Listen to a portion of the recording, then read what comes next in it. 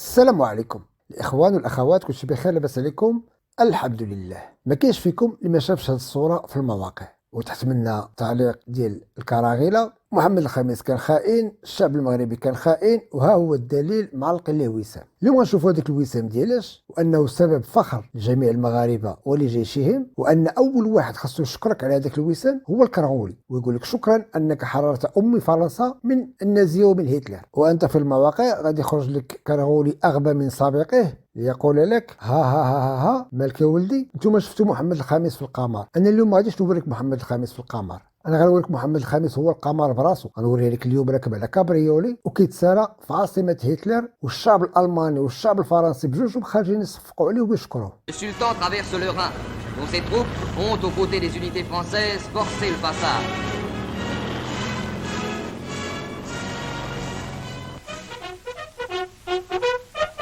Qui va mener le souverain par Strasbourg jusqu'au cœur de l'Allemagne, jusqu'en Autriche.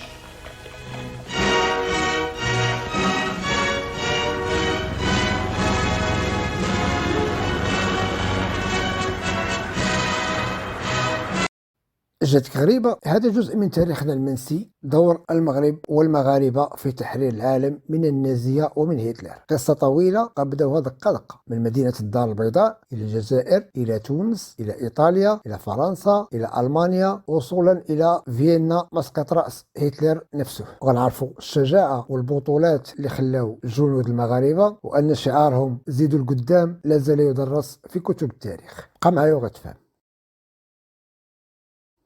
قبل الدخول في الموضوع، تلخيص الحرب العالمية الثانية فيديو ديال ربع ساعة مستحيل، لذلك هذا الفيديو غنديرو من جزئين، رغم أن الموضوع يستحق 5 أو 6 حلقات على التلفزيون العمومي المغربي، ولكن هذا موضوع آخر. باش نهضروا في موضوع تاريخي يجب التركيز على جوج ديال المسائل: الخرائط والتواريخ. هذه خريطة أوروبا سنة 1942 في خضم الحرب العالمية الثانية. كل ما ترى بالأحمر هو تحت سيطرة ألمانيا، فرنسا، بلجيكا، هولندا، الدنمارك، النرويج، إيطاليا، كرواتيا، رومانيا، بلغاريا، اليونان إلى آخره. الأحمر المغلوق ألمانيا، والأحمر المفتوح حليفتها إيطاليا. فقط السويد وسويسرا غير معنيتين بالحرب لأنه كانت دول محايدة. إسبانيا كانت دولة فاشية حليفة لهتلر ولكن ما دخلش الحرب. المغرب كان تحت الحماية الفرنسية، فرنسا براسها كانت مقسمة إلى 5 أجزاء. ألمانيا لما استعمرت فرنسا دارت لها داك الشيء دارت فرنسا في المغرب، قسمتها إلى أجزاء: فرنسا النافعة وفرنسا الغير النافعة. الجزء اللي ألمانيا عندها به الغرض هو الجزء اللي متعلق بالأبناك والخزينة العامة، يعني الفلوس والتجارة والصناعة والفلاحة والخدمات.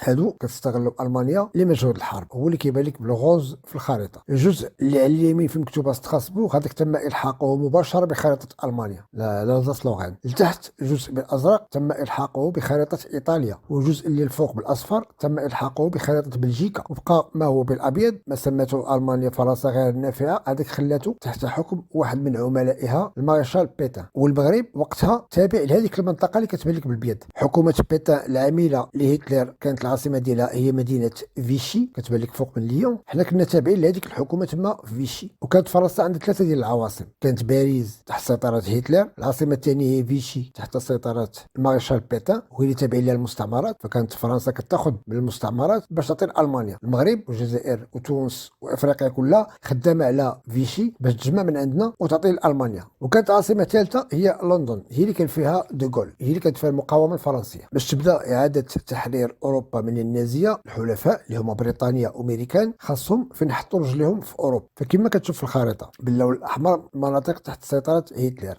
البحر الابيض المتوسط كله والمحيط الاطلسي من اسبانيا حتى القطب الشمالي. ما كاينش فين تحط فوطه في البحر، كل الشواطئ تحت سيطره النازيين. شنو هو الحل اللي بقى لهم؟ هو افريقيا. اقرب مكان لاوروبا هو المغرب. فقرروا ان اول انزال بحري في الحرب العالميه الثانيه سيكون في المغرب. بعد دراسه خرائط المغرب داروا الاختيار ديالهم، غادي يكون ميناء الدار البيضاء واسفي والمحمديه ومدينه القنيطره. ملي كنقولوا مدينه القنيطره كنقصدوا بطبيعه الحال المهديه، لان القنيطره ما فيهاش البحر. تحية لأهلنا وحبابنا في الغرب. والبريطانيين غادي يكون الانزال ديالهم في الجزائر، وهران والعاصمه الجي وميناء ارزو. الامريكان الناس كيتقنوا الحرب، عارفين الحرب هي الاستعداد. قرروا الانزال غادي يكون نهار 8 نوفمبر 1942. فنهار 8 نوفمبر مع 7 ديال الصباح طائرات امريكيه تحلق فوق مدينه الدار البيضاء وكتلوح الاوراق: رساله من الرئيس الأمريكي إلى الشعب المغربي وإلى الشعب الفرنسي في المغرب وإلى الجيش الفرنسي في المغرب. ملخصها: نحن الأمريكان قادمون لتحرير العالم من النازية، خليونا نديروا شغلنا، لا داعي للمقاومة. هذه مع الصباح فاقوا الناس لقاو راك كطيحوا من السماء. الإنزال الأمريكي ما غاديش يكون بهذيك السهولة اللي كتصور. علاش؟ لأن الجنرالات الفرنسيين في المغرب منقسمين، نصهم مع دوغول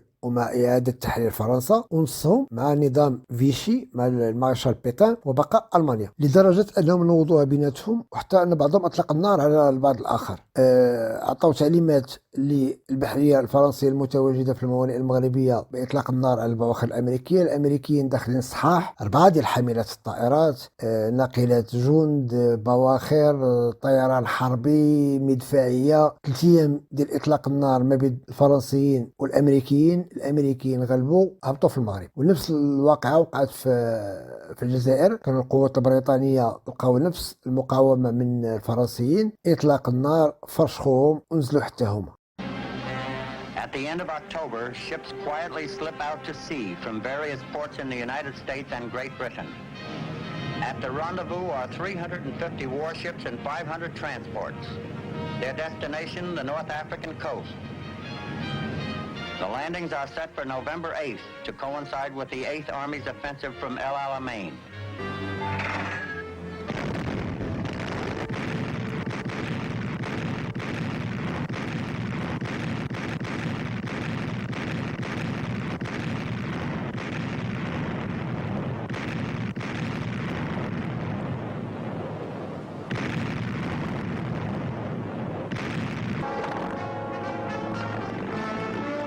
We push off. We head for Fadala, about 15 miles north of Casablanca. The guidebook calls it a small fishing port and a popular pleasure port.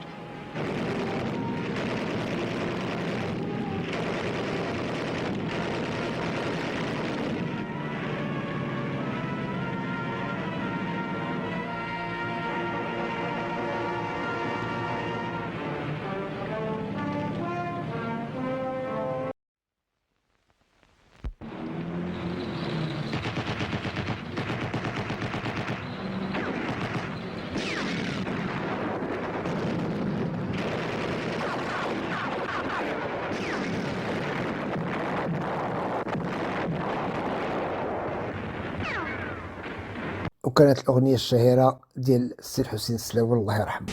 الزين والعين الزرقا جنبكم الخير، اليوم يمشيو بالفرقة البنات ما فخير، شحال منهم معشوقا داروا لها الشان الأمريكان، اسمع غير اوكي هذا مكان. الأمريكان فاش هبطوا للمغرب أول حاجة طلبوا هي الجيش المغربي. حوالي 100,000 جندي مغربي التحق بقوات التحالف. وابتداء من هذه اللحظة هذه خاصنا نركزوا فلمن كنتابع هذاك الجيش، ليس جيش مغربي ولا جيش فرنسي. دخلنا فيما يسمى قوات التحالف. قوات التحالف غتوصل حتى ل 30 دولة كلها منضوية تحت القيادة الأمريكية. غير باش ما يجيش شي واحد يقول لكم راه هذيك راه المغاربه كانوا تحت القياده الفرنسيه، ففرنسا اصلا ما كانتش عندها قياده في هذاك النهار. والا شي واحد يجي يشرح لي شكون هو كان قائد الجيش الفرنسي بعد الانزال الامريكي في المغرب، شنو سميتو هذا القائد؟ اذا كان دوغول براسو كان عايش حراك في لندن وتشرشل اللي عاطيه بيت في ناس. فالامريكان هما اللي خداو القياده ومشاو معاهم 100,000 جندي مغربي وهما هادو. في نفس الوقت افريقيا كان هناك نازيون، كانت ليبيا مستعمره ايطاليه، كان الجيش الالماني والجيش الايطالي في ليبيا، والهدف ديالهم كان هو مصر. مصر دوله مهمه، مصر مستعمره بريطانيه مهمه جدا، فيها قناه السويس اللي كتسيطر على الملاحه العالميه وعلى ممرات بترول، وبطبيعه الحال ما كايناش حرب بدون بترول. فالالمان تقدموا في مصر حتى وصلوا لمدينه العالمين. هذه مدينه العالمين بعيده من الاسكندريه ومن القاهره ب 100 كيلومتر، يعني على ابواب القاهره. كان الجيش تحت قيادة شخص ذكي جدا، أحسن جنرال كان عند هتلر إيرفين غوميل. وفي الجهة المقابلة البريطانيين كانوا تحت قيادة جنرال لا يقل عنه ذكاء، قصور ومطور كما تنقولوا، جنرال مونتغومري. والقوات الأمريكية في المغرب كانت تحت قيادة جنرال من نوعية خاصة، ربما شفتوا في الأفلام الحرب، شخصية مشهورة جدا، جنرال باتون، حرب جنرال. فمونتغومري والبريطانيين تصدوا للهجوم الألماني في مصر.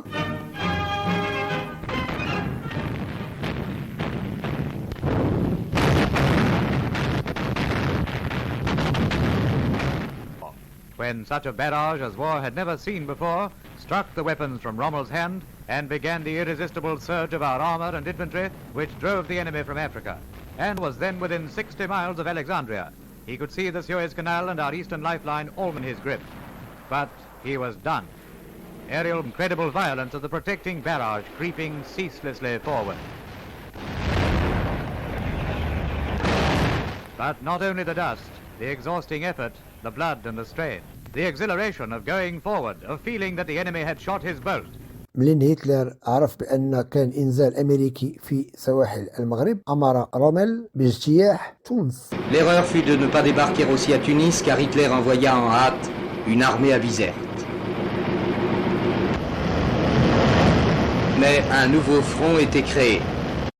بالفعل دخلوا الألمان إلى تونس. أول مهمة لقوات التحالف في شمال أفريقيا بعد التحاق المغاربة بالبريطانيين في الجزائر توجه إلى تونس لتحريرها، وبالفعل بعد معارك طاحنة تم تحرير تونس من النازية.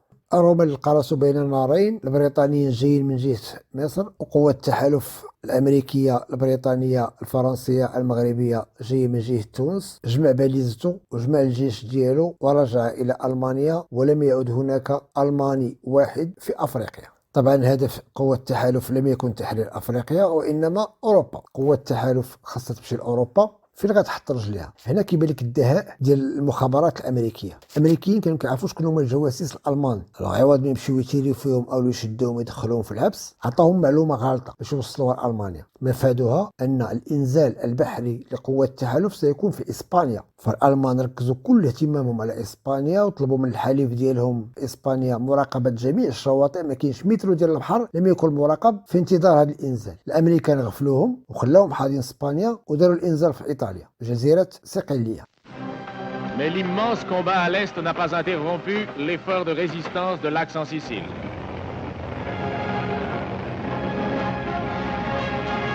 Le ravitaillement des groupes de combat allemands se poursuit à travers le détroit de Messine à l'aide de chalands spéciaux. Débarquement d'artillerie lourde.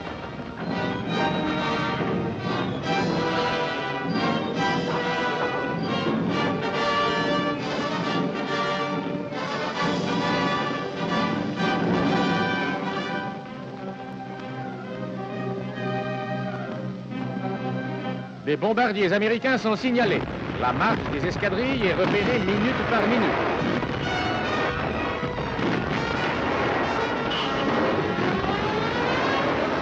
Des bombardiers abattus. Tandis que l'attaque de l'aviation ennemie se poursuit, la flotte de débarquement anglo-américaine s'approche.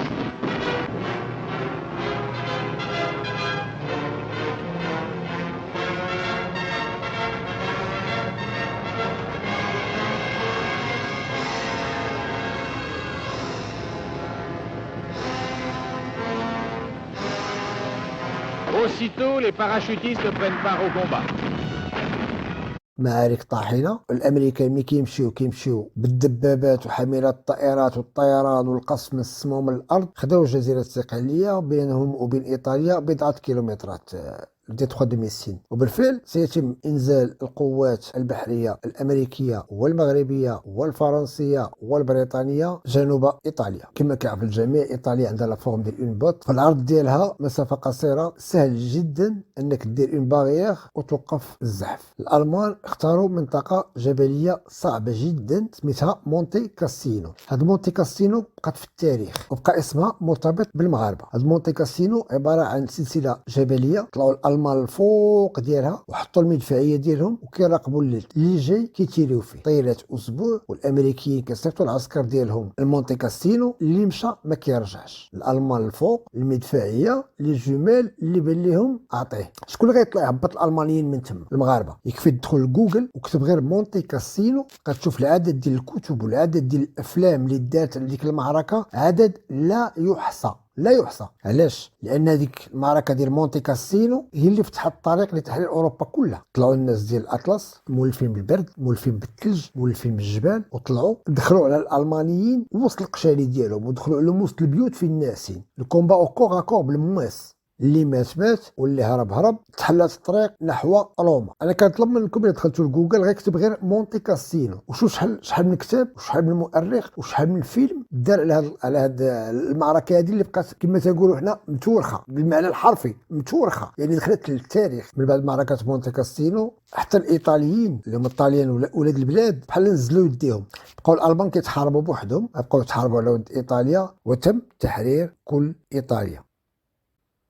نهار 14 جونفي 1943 اوتيل اونفا كازابلانكا، العالم سيجتمع في مدينه الدار البيضاء. هذا اللقاء دخل للتاريخ تحت اسم لا كونفيرونس دونفا. علاش اونفا؟ لان كانوا في اوتيل اونفا في مدينه الدار البيضاء بحضور الرئيس الامريكي روزفلت، رئيس الوزراء البريطاني تشرشيل، والفرنسيين كالعاده كانوا منوضين بيناتهم جوج جنرالات كل واحد فيهم باغي ياخذ بلاصه الاخر، الجنرال جيرو والجنرال دي غول. فالامريكيين قالوا لهم لا انت ولا انت، كل شيء ابتداء من هذه اللحظه، وهذه معلومه مهمه جدا، كل قوات التحالف ابتداء من هذه اللحظه ستكون تحت اوامر الجيش الامريكي. ما كاين لا بريطاني ولا فرنسي ولا مغربي ولا كندي ولا نيوزيلندي، كل شيء تحت القياده ديال الجيش الامريكي تحت مسمى قوات التحالف. فيما تسمع قوات التحالف عرف القياده الامريكيه. ماشي شي واحد يكذب عليك يقول لك لا هذوك اللي في الفيديوهات راه جنود مغاربه في الجيش الفرنسي. ما كاينش جيش فرنسي اصلا باش يكونوا فيه جنود مغاربه. شكون هو الرئيس الفرنسي في هذاك الوقت؟ اذا كان دوغول وجيرو بجوجهم عايشين الحراقه في الطاليان عند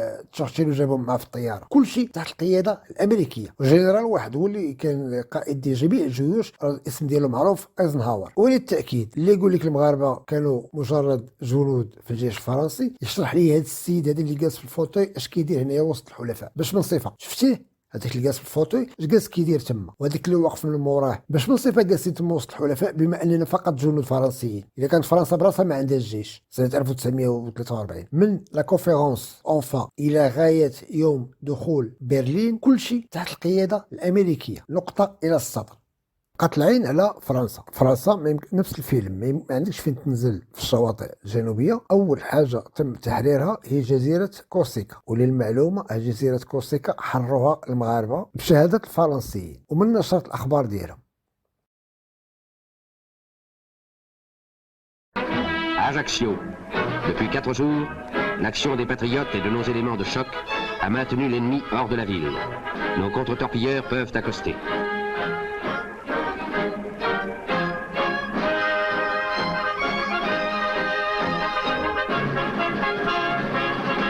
Au simple goumier, chacun se prépare.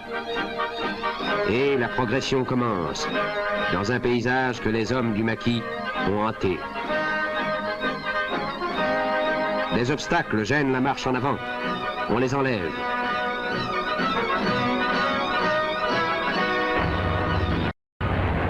Des avions mitraillent les éléments de reconnaissance. On les abat. Et dès lors, ils vont épauler nos fantassins dans leur avance. Voici leur œuvre. Des cadavres, des témoignages d'un combat vite terminé, d'une fuite rapide. Extrême nord, près de Tegim, nous occupons des postes d'observation de l'ennemi. C'est à notre tour de l'épier. Bastia est proche, pénètre dans une ville abandonnée par des maraudeurs en Feldgrau.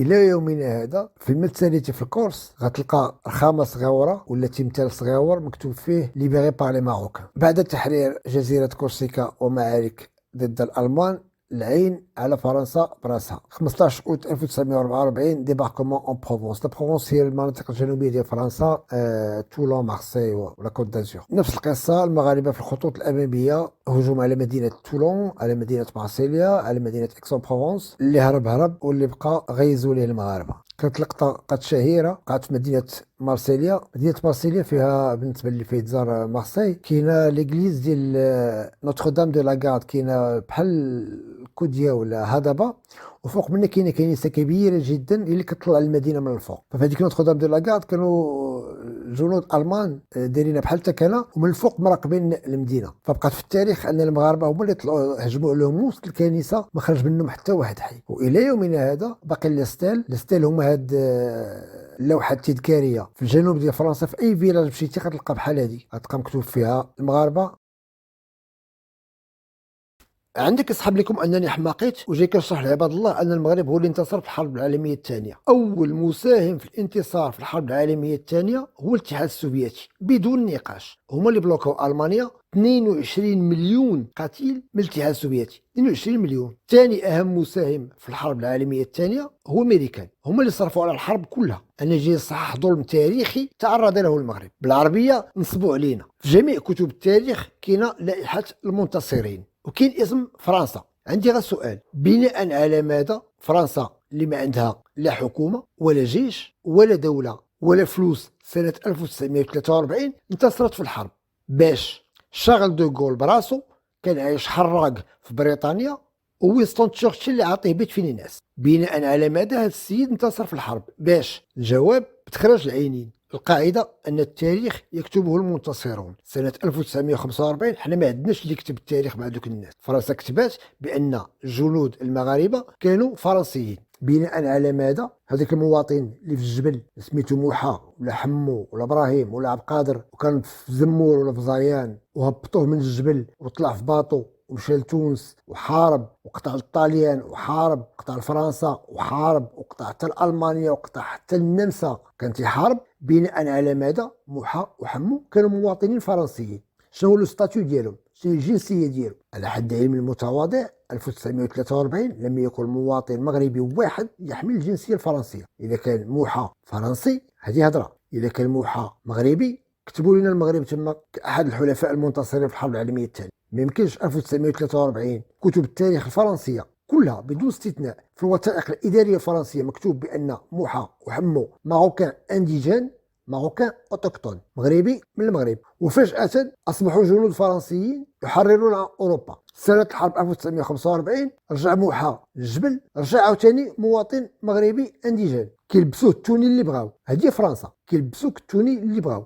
ملي كتسلكهم راك مغربي ومن ما كتسلكهمش راك فرنسي. الجواب كتب التاريخ. 1943 واش المغرب دولة تحت الحماية وعندها ملك وعندها درابو ومواطنيها يحملون الجنسية المغربية، ولا كنا مواطنين فرنسيين؟ إلا كنا مواطنين فرنسيين ماذا كانت تحمي فرنسا في المغرب؟ يكون تحت الحماية. حماية ماذا؟ حماية الدولة المغربية، وهذوك اللي في الدولة المغربية مواطنين مغاربة. وبما أنهم مواطنين مغاربة ومشاو حاربوا تحت القيادة الأمريكية، فكيفاش تكتبوا في كتب التاريخ أنهم جيش فرنسي؟ الظلم التاريخي اللي تعرض ليه المغرب خلال آخر 200 سنة يفوق الخيال العلمي. هز أي كتاب ديال التاريخ كيهضر على أي مصيبة كحلة ضربت هذه البلاد في آخر 200 عام، في نفس هذيك الصفحة غتلقى مكتوبة فرنسا. من تفكيك الإمبراطورية المغربية إلى استعمار المغرب إلى الحماية إلى مشكل الصحراء إلى حتى الشيء اللي عايشين فيه اليوم، في نفس هذيك الصفحة قلب على كلمة فرنسا. فهم سطة.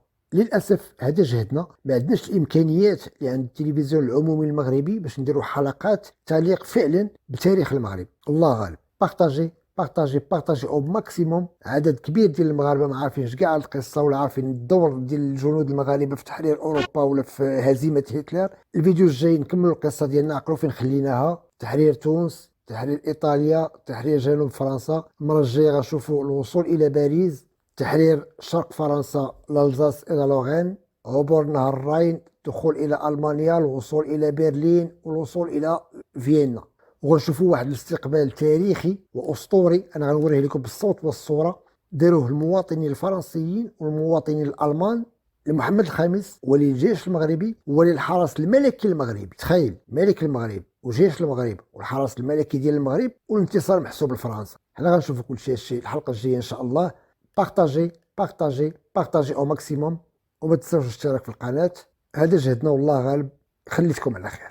À ses destins, Sa Majesté Sidi Mohamed Ben Youssef reçoit comme à Rabat le salut de son peuple, car son peuple est là, avec ses guerriers magnifiques, dont le courage et la valeur ont été parmi les artisans de la victoire.